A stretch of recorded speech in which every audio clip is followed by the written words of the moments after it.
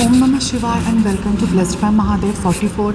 आणि आपण आहोत जय भवानी मंदिर किंवा तुळजामाता मंदिर कोथरूड इथे. सो आपण इतक्या गोड आजी बघतो इकडे आणि त्यांना त्यांची मुलं घेऊन येत आहेत. So let us talk to them. नमस्कार, आपला चॅनल आहे ब्लेस्ड बाय महादेव 44. तर तुम्ही सांगाल का की तुम्ही आजींना घेऊन इकडे म्हणजे आज का आलाय किंवा काही स्पेशल ऑकेजन आहे का?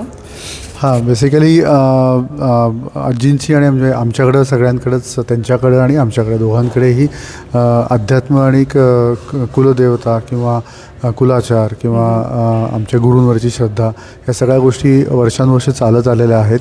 आणि स्वतः म्हणजे जी आईवडिलांची शिकवण आहे, माझ्या आईवडिलांची आणि यांच्या आईवडिलांची, यांच्या आई आहेत, तर ते आम्ही फॉलो करतो, त्या पद्धतीत आहेत. आणि हे खूप वर्ष झालं आम्ही करतो. या ठिकाणी मंदिरात आम्हालाही यायला आवडतं, ज्याच्यामुळे आम्हाला खूप चांगली आध्यात्मिक किंवा एक एनर्जी मिळते, जी निगेटिव्हिटी ती दूर होते. आणि स्वतः मी म्हटलं तसं की ह्या माझ्या मिसेस आहेत आणि ह्या त्यांच्या आई आहेत, यांनी त्यांना जे संस्कार दिलेत तर ते आत्ताच्या ह्याच्यात आमचे चालू राहतात. ॲक्च्युली म्हणजे ही खूप दुर्मिळ गोष्ट आहे ॲक्च्युली की वीकेंड आहे, आज संडे आहे मी जेव्हा हे शूट करते आहे.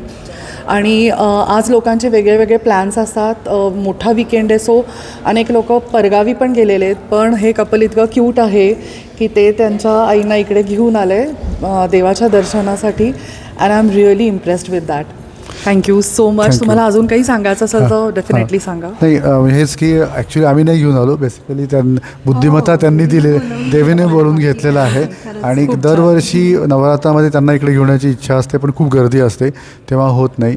आणि सांगण्याचं आणि चांगला ती प्रचंड करणारी आहे, त्याच्यामुळे ती पाहिजे तर तुम्हाला एखादा छानसला श्लोक खूप सुंदर, आम्हाला खूप आवडेल. प्लीज नक्की ऐका, लक्ष देऊन ऐका. आता जे म्हटलीस ते म्हण.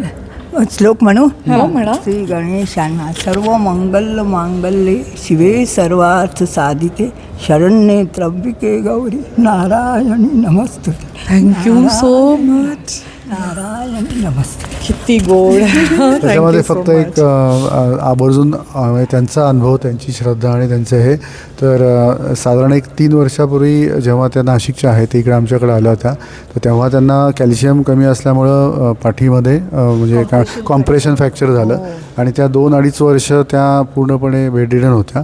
आणि स्वामी महाराज, महालक्ष्मी यांनी सेवा म्हणजे इंजेक्शन सांगितलं त्या पद्धती त्यांनी केली. आणि त्याच्यानंतर त्यांची स्वतःची जी काही पुण्य आहेत किंवा जे स्वतः जे स्तोत्र सेवा करतात स्वतः स्वयंपाक, ते परत ते उभे राहायला. आणि आता त्यांचं घरात सगळं व्यवस्थित म्हणजे फिरणं, खाणं पिणं सगळं इंडिपेंडेंटली चालू आहे. आणि अजूनही त्यांचं सकाळी 1 तास आणि संध्याकाळी 1 तास वाचन, सगळ्या गोष्टी चालू असतात.